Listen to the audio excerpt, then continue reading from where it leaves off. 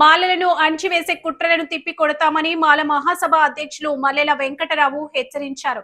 శుక్రవారం నగరంలోని quarry market centre BNR mini function హాల్లో మాజీ కార్పొరేటర్ అజ్జరపు వాసు ఆధ్వర్యంలో మాలల ఐక్యత చైతన్య యాత్ర సదస్సు జరిగింది. ఈ సందర్భంగా మల్లెల వెంకటరావు మాట్లాడుతూ రాష్ట్రంలో 80 లక్షల మంది మాలలను ఐక్యం చేసేందుకే హిందూపురం నుండి ఇచ్చాపురం వరకు మాలల ఐక్యత చైతన్య యాత్రను ప్రారంభించినట్లు తెలిపారు. గత వైసీపీ ప్రభుత్వం, నేటి కూటమి ప్రభుత్వం మాలలను అణచివేసే కుట్రలను సాగిస్తున్నాయని విమర్శించారు. రాష్ట్రంలో మాలలు రాజ్యాంగం ప్రకారం దక్కాల్సిన హక్కులను మాత్రమే కోరుకుంటున్నారన్నారు. సుప్రీంకోర్టు తీర్పును అడ్డుగా పెట్టుకుని నేటి కూటమి ప్రభుత్వం ABCD వర్గీకరణ ద్వారా మాలలపై అణచివేతకు పాల్పడుతుందన్నారు. దళిత క్రైస్తవులుగా ఎస్సీ హోదా కల్పించాలని ఆయన డిమాండ్ చేశారు. మాల మహానాడు జాతీయ అధ్యక్షులు గొల్ల అరుణ్ కుమార్, మాలల సంక్షేమ ఐక్యవేదిక వ్యవస్థాపక అధ్యక్షులు డాక్టర్ కోట్ల గంగాధర్, మాల మహానాడు రాష్ట్ర అధ్యక్షుడు గోదా జాన్పాల్, మాల మహాసభ కోస్తాంధ్ర జిల్లాల కన్వీనర్ మాదే రామచంద్రరావు, డాక్టర్ సుబ్బారాయుడు, స్వర్ణాంధ్ర నిర్వాహకులు గుబ్బల రాంబాబు, స్థానిక నాయకులు ఆర్ఏ రాము, విచ్చిన మధు, కోరుకొండ చిరంజీవి, తాళ్ళూరి రాజేంద్ర ప్రసాద్, రేబాక అబ్బులు, కొల్లి వినయ్ కుమార్, కిరణ్, అనిల్, ప్రసన్న తదితరులు పాల్గొన్నారు. మొత్తం మీద ప్రతి అసెంబ్లీ నియోజకవర్గంలో 25,000 నుంచి 30,000 వరకు ఓట్లు తీసేయబోతా ఉన్నారు. పుట్టిన ఊరిలోనే కాంతి సీకుడిగా మిగిలే పరిస్థితి మన బాబాయ్కో, మన పెదనాన్నకో, మన మేనత్తలకో, మేనమామలకో, మన స్నేహితుల కుటుంబాలకు ఈ రాష్ట్రంలో ఇప్పుడు జరుగుతున్న జనగణనలో ఈ SIRలో వస్తుంది. మనం నిద్రపోతూ ఉన్నాం. మనం ఈ దేశం నుండి మరి వీసాలు ఏమైనా ఇస్తాడా మోడీ? మనం ఏ దేశం రానిస్తుందా?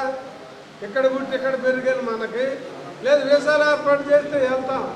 లేదు రాజస్థాన్ ఆడారో లేదా నల్లమల్ల ఫారెస్ట్ మీ జోలు రావురా, మీరు అట్టే ఉండండి, అంటచ్చి గురుసు మాకు మేము పరిపాలించుకుంటామంటే అడవిలో కన్నా పోదాం. మోసే కనుక ఈదులు తీసుకొని వెళ్ళినట్టు మనం వెళ్ళిపోదాం. ఈ దేశంలో పుట్టినోళ్ళు, ఈ దేశానికి సంబంధం లేని RSS చెడ్డీ గ్యాంగ్ వచ్చి ఇక్కడ మన మీద పెత్తనం చేస్తూ ఉంది. సుప్రీంకోర్టు కూడా అది ఒక బ్రాహ్మణ అగ్రహారం. బ్రాహ్మణుడు తప్ప ఇంకో కులవాడు లేడు.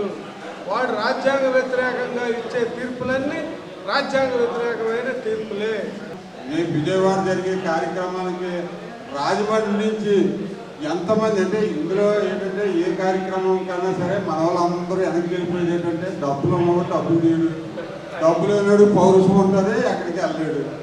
ఆడికి ఆ రోజు పనికి వెళ్తేనే కానీ ఇంట్లోకి వెళ్దాం.